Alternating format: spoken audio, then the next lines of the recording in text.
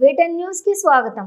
భద్రాద్రి కొత్తగూడెం జిల్లా దమ్మపేట మండలం వీటెన్ టీవీ ప్రతినిధి దమ్మపేట 3/1/2025 శుక్రవారం నాడు దమ్మపేట జీసీసీ ఆమాలి వర్కర్స్ యూనియన్ సమ్మెకు మద్దతు. సిపిఎం పార్టీ దమ్మపేట మండల కార్యదర్శి మోరంపూడి శ్రీనివాసరావు, భద్రాద్రి కొత్తగూడెం జిల్లా సిపిఎం పార్టీ జిల్లా కమిటీ మాజీ సభ్యులు దొడ్డ లక్ష్మీనారాయణ మాట్లాడుతూ, మీ డిమాండ్లు చాలా న్యాయమైనవి. రాష్ట్ర ప్రభుత్వం వెంటనే యూనియన్ నాయకులను చర్చలకు పిలిచి సమ్మెను విరమింప చేయాలని రాష్ట్ర ప్రభుత్వాన్ని డిమాండ్ చేశారు.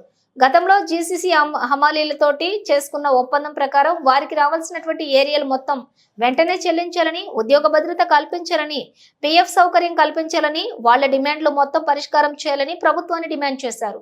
కార్యక్రమంలో జీసీసీ హమాలీ మేస్త్రి భోగ్యం సత్యం తదితరులు పాల్గొన్నారు.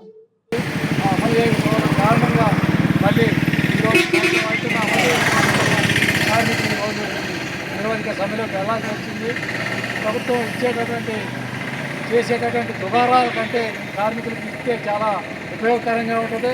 ప్రభుత్వం ఏడాది సంబరాలతో వేల కోట్ల రూపాయలు ఖర్చు పెట్టి ఈ కార్మికులకి కనీస కోరికలను కూడా నెరవేర్చిన ఈ ప్రభుత్వాలు ఉన్నాయి.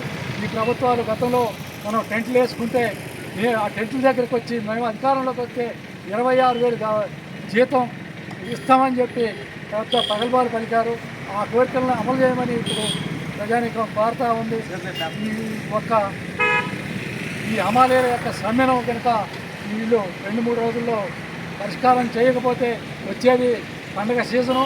ఆ పండగ సందర్భంగా పేద ప్రజలు, అత్యధిక వర్గాల వాళ్ళు ఈ యొక్క సమ్మెతో ఇబ్బందులు పడుతూ ఉంటారు.